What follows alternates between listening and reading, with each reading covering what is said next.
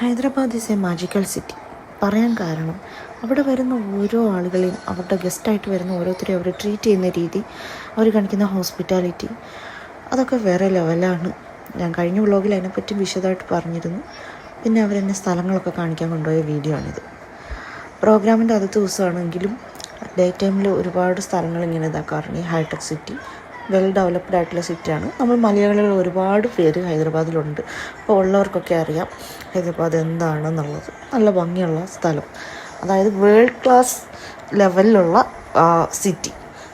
ഇത് സിറ്റിയുടെ ഒരു ഭാഗം മാത്രമാണ് കേട്ടോ ഹൈടെക് സിറ്റി. ഓൾഡ് സിറ്റിയൊക്കെ വേറെ ഉണ്ട്. അവിടെ പഴയ കാര്യങ്ങളും കെട്ടിടങ്ങളൊക്കെ തന്നെയാണുള്ളത്. പക്ഷേ ഇതൊക്കെ നിങ്ങളൊന്ന് നോക്കിക്കേ, അടിപൊളിയല്ലേ. ഈ സംഘാടകരുടെ ബന്ധുക്കളൊക്കെ എന്നെ കാണാൻ വരും. അവർ വരുന്ന കൂട്ടത്തിൽ എനിക്ക് എന്തെങ്കിലുമൊക്കെ കൊണ്ടുവരികയും ചെയ്യും. അങ്ങനെ 15 കിലോ ആയിട്ട് ഹൈദരാബാദിലേക്ക് പോയാൽ ഞാൻ തിരിച്ചു വരുന്നത് 22 കിലോ ഉള്ള ലഗേജ് ആയിട്ടാണ്. ആകെ 15 കിലോ മാത്രം അലൗഡ് ഉള്ള ഇൻഡിഗോയിൽ വീണ്ടും അതൊന്ന് റീപാക്കൊക്കെ ചെയ്യേണ്ടി വന്നു എയർപോർട്ടിൽ നിന്നിട്ട്. അങ്ങനെയാണ് ഞാൻ തിരിച്ചു വന്നത്. നിറഞ്ഞ മനസ്സും നിറഞ്ഞ ഭാഗമൊക്കെ ആയിട്ടാണ് ഞാൻ വന്നത്. അതിൽ കുറച്ച് ഗിഫ്റ്റൊക്കെ എന്നെ കാണിക്കുന്നുണ്ട്, അല്ലാതെ വേറെ കുറേ ഗിഫ്റ്റൊക്കെ ഉണ്ടായിരുന്നു. എനിക്ക് മാത്രമല്ല കേട്ടോ, എൻ്റെ മോൾക്ക് വേണ്ടിയിട്ട് അവർ ഒരുപാട് സാധനങ്ങളൊക്കെ വാങ്ങി തന്നു. ഇത് തിരിച്ച് എയർപോർട്ടിലേക്ക് പോകുന്ന വഴിയാണ്.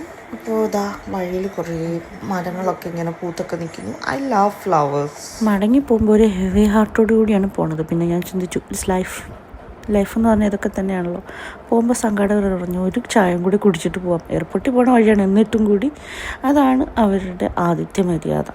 അങ്ങനെ ഞാൻ തിരിച്ചു പോയി ഗൈസ്, തിരിച്ച് കേരളത്തിലെത്തി.